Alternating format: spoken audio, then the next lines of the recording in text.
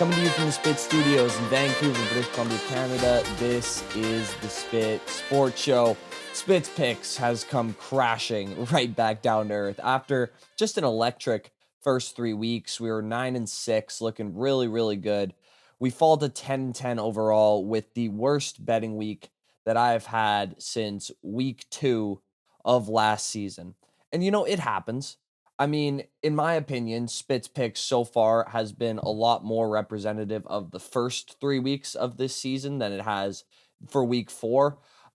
Just a couple of bad picks that have made me really look in the mirror to try to turn this thing around as quickly as we possibly can. Because although 500 is respectable, here at Spit's Picks, we have had 2 straight years not only above 50%, but above 55%.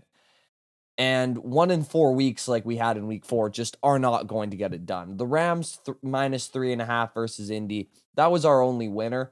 But if I'm being authentic with you guys, I didn't think that was a great bet watching how that game turned out. Indy shot themselves in the foot, specifically Adonai Mitchell, with that switch hands fall out of the back of the end zone touchdown. And he had another hold that took away a Jonathan Taylor touchdown. And overall, the Colts played good enough to cover, but they didn't. We won that bet. Green Bay minus 6.5 against Dallas. I honestly thought that bet was fine. I did not see the Packers defense turning into a bunch of pumpkins as quickly as they did, but I mean, it is what it is. Bucks 3.5. I thought that was honestly my best bet of the entire weekend. Obviously, that block punt was a big part of not being able to cover that spread.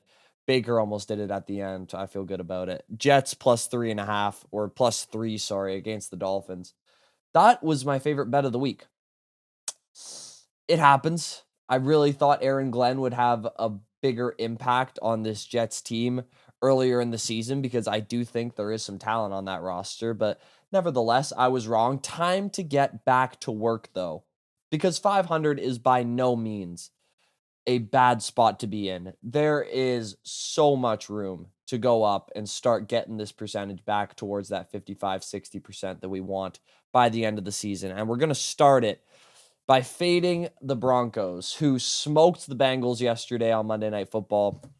Good for them. You beat the worst offensive line probably in the entire league.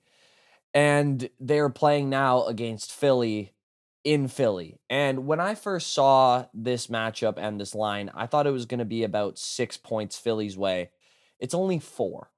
Denver, to me, is wildly overrated after that Bengals game. I don't think they've looked good against really any team that they played against this season besides the Bengals. Philly, on the other hand, has yet to put together a good game, and yet they're 4-0. I think they have a lot of room to improve. I think they're going to want to make a statement this week after, barely getting by the Bucks.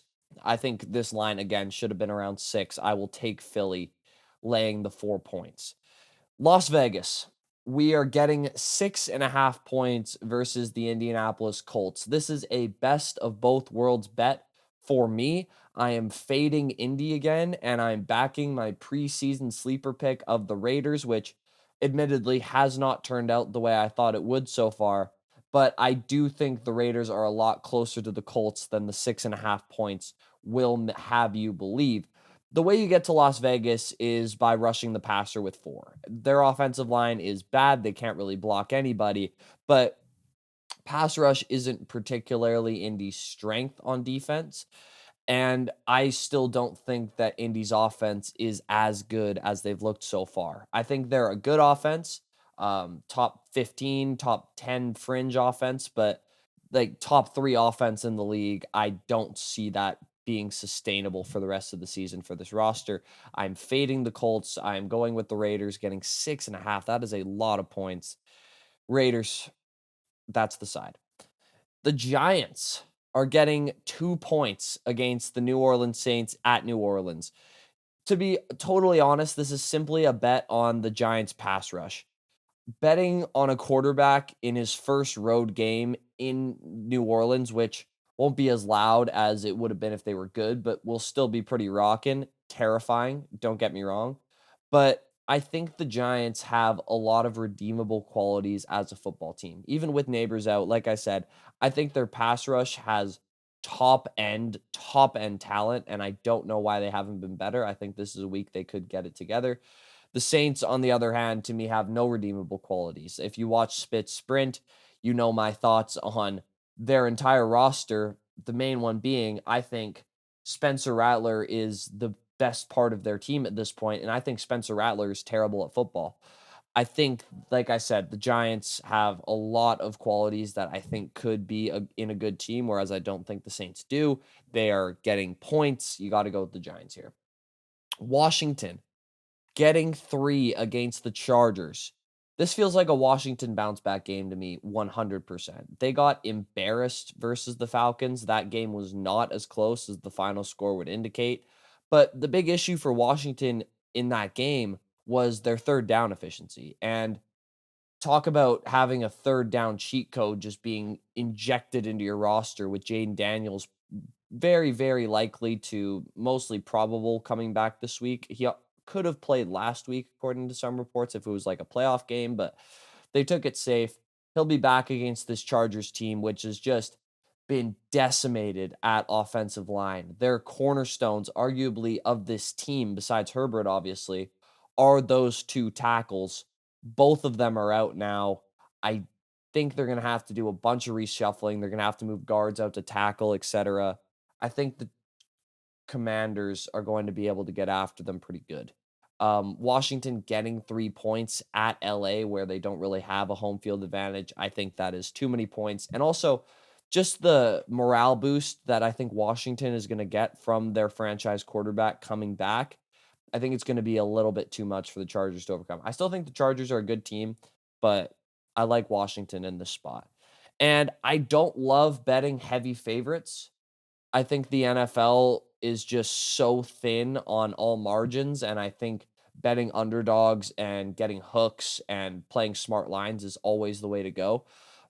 I'm going to bet Buffalo minus 7.5 this week, though. Buffalo, to me, is coming into this game with something to prove. I know that they beat New Orleans, but New Orleans was able to cover in that game.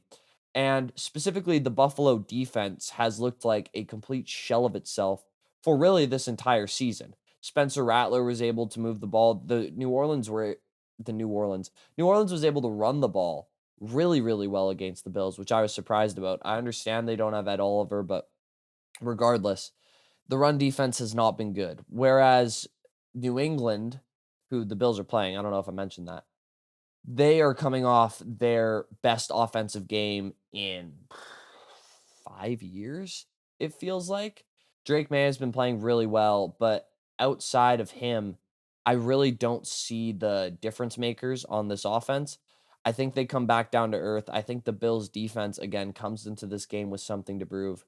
I've taken the Bills minus 7.5 in this game. So just to recap, Bills laying 7.5 versus New England. Washington getting 3 points versus the Chargers. The Giants getting 2 versus New Orleans. Vegas getting 6.5 versus Indy. And then Philly with the 4 against Denver, laying 4 points. Those are Spit's picks for this week. Let me know what you think. What is your favorite bet of the week? What is the game you're looking most forward to for week 5? This football season is just flying by. It's honestly sad to see, but it's been awesome. It's been absolutely awesome. Let me know in the comments below. I'm small enough as to where I can respond to all comments and love doing so. So drop some down there. Please leave a like on the video if you enjoyed what you heard. Please subscribe if you really enjoyed it. The Spit Sports Show just at over 400 subscribers. Big things happening on this channel. And as always, I will see you in the next one. Peace out. Love you guys.